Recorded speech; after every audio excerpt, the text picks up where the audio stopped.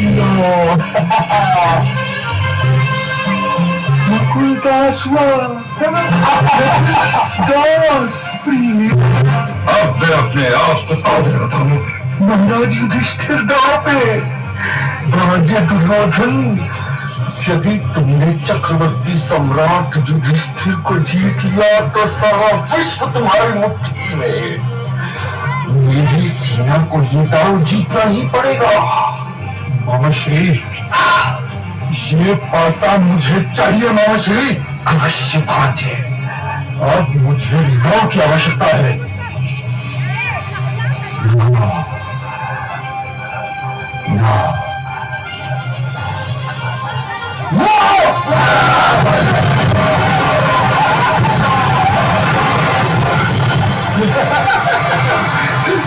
आज से तुम मेरे दास हो युधिष्ठिर, तुम मेरे दास हो। शाबाश मेरी सेना। करना पड़ेगा क्योंकि अब दोनों का लगाने के लिए मेरे पास कुछ नहीं है। कैसे नहीं महाराज? वो अभिमानी, वो मृग नयनी द्रौपदी जो है आपके पास। तुम सब मेरे दास हो चुके हो। बैठ जाओ, बैठ जाओ।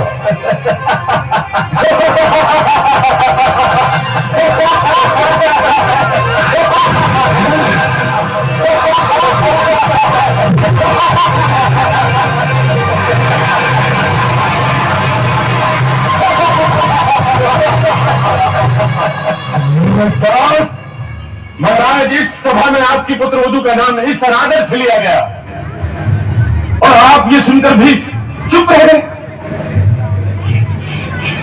अपने इस पुत्र दुर्योधन को त्यागने का साहस कीजिए महाराज, नहीं तो ये कुरु राजघराने पर इतनी कलंक बनेगा कि गंगा जी का सारा जल इस कार्य को धोने के लिए कम पड़ जाएगा। इस अभिमानी कार्य कौवे को इस राजघराने के अंदर से हटा दीजिए महाराज, और मयूरों को आमंत्रित कीजिए कि वे आए और इस राजघराने को फिर से मान और सम्मान के योग्य बना दें। और ये शुभ कार्य करने में विलंब न कीजिए महाराज, विलंब न कीजिए, नहीं तो कुरु राजघराने का इतिहास आपको कभी क्षमा नहीं करेगा। काकाश्री, हस्तिनापुर नरेश के इतिहास से क्षमा मांगने की आवश्यकता नहीं है, क्योंकि इतिहास वीरों महावीरों का दास होता है। यदि आप केवल महामंत्री होते तो पिताश्री के चरणों की सौगंध, मैंने आपके शीश को आपकी गर्दन से यूं उखाड़ कर फेंक दिया होता, जैसे कि माली किसी वाटिका से अनचाही घास उखाड़ कर फेंक देता है। परंतु आप जैसे भी है काकाश्री है, आप तो उस बिंदी की भांति है जो उसी का पंजा मारती है, जो उसे अपनी गोद में बैठा कर खाना खिलाता है। आप ये न समझिए काकाश्री कि हमें यह ज्ञान ही नहीं कि आपकी नीति ने सदैव हमारा ही विरोध किया है। या तो आप पितामह द्रोणाचार्य कृपाचार्य की भांति चुपचाप अपने स्थान पर बैठ जाइए, नहीं तो फिर इस सभा से निकल जाइए। यदि तुम मान और अपमान का जानते होते दुर्योधन, तो बीच में बोलकर अपने पिताजी का यूं अपमान न करते। यह सभा अभी तक महाराज धृतराष्ट्र की है और यहां न तुम्हें किसी को निकालने का अधिकार है और न यहां इस सभा में किसी को बुलाने का। महाराज, इस सभा में विनाश का नाग फन काढ़े बैठा हुआ है, उसे खेलिए मत। अपने परिवार पर दया कीजिए महाराज, दया कीजिए और इस विनाश के नाग को इस सभा से निकल जाने का मार्ग दीजिए। युद्ध क्रीड़ा की समाप्ति की घोषणा कीजिए महाराज, युद्ध क्रीड़ा की समाप्ति की घोषणा कीजिए। काकाश्री, युद्ध का निमंत्रण मैंने भेजा था और उसकी समाप्ति की घोषणा केवल मैं ही कर सकता हूं। केवल मैं।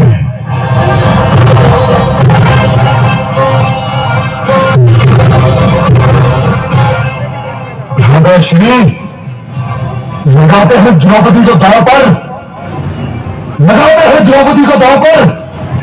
बोलो प्रिय युधिष्ठिर। हाँ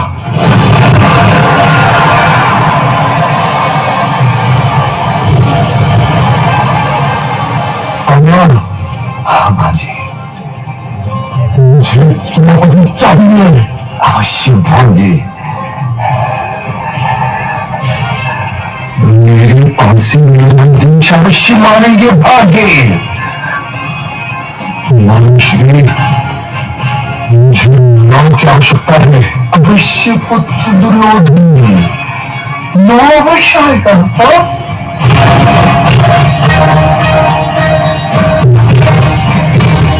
बस एक बार मेरे पास हो।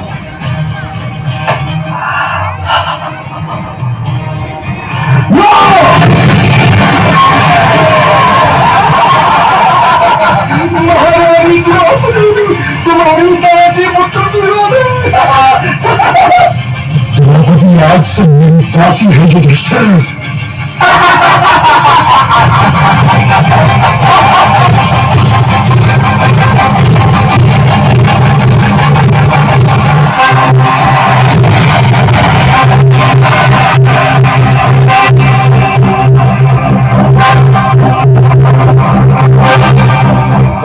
श्री चाहिए और जाकर उस द्रौपदी को यहां लेकर आइए।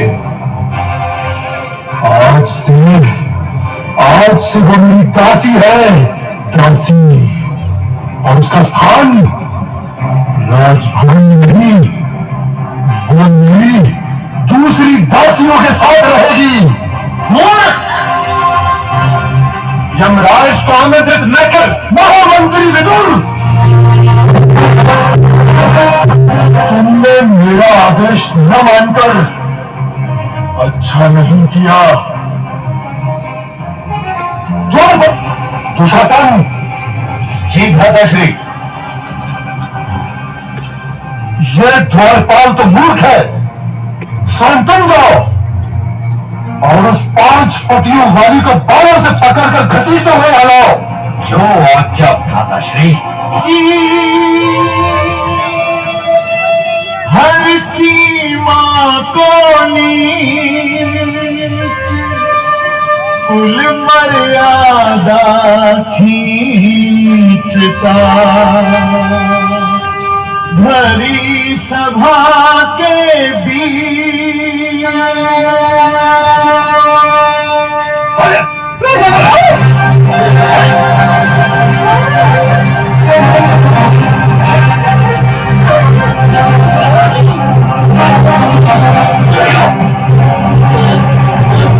माताश्री, ये रही 5 पतियों वाली द्रौपदी। क्या कहा था तूने? अंधे का पुत्र अंधा। दुशासन, इस दासी को मेरी जंघा पर बिठा दो। दुर्योधन, इस अपमान के लिए मैंने तेरी जंघा न तोड़ी तो 7 जन्मों तक तेरा दास बनना स्वीकार करूंगा। क्षत्रियों की भाषा भूलने का प्रयत्न करो दास। चिंता न करो मित्र, कुछ भूलने और कुछ सीखने में कुछ समय तो लगता ही है। ये सब के सब धीरे धीरे भूल जाएंगे कि ये क्षत्रिय है। और धीरे धीरे ये दास बनकर जीना सीख ही लेंगे प्रिय भांजे। देखना यह है कि उस भरी सभा में मुझे सूत पुत्र कहकर अपमानित करने वाली ये अभिमानिनी द्रौपदी अपने पुत्र को दास पुत्र कहना कितने दिनों में सीख पाती है।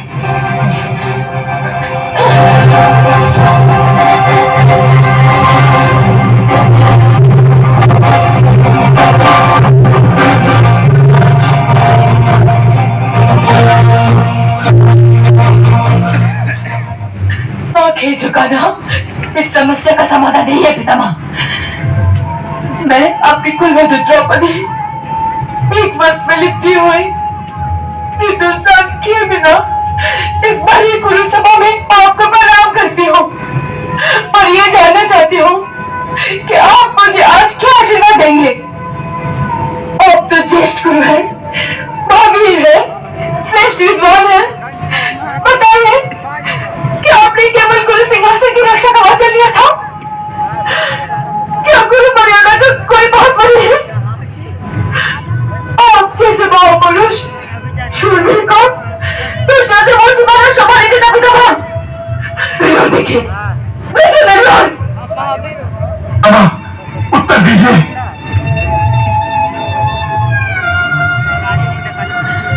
पितामह क्या उत्तर देंगे? ये तो स्वयं एक प्रश्न है।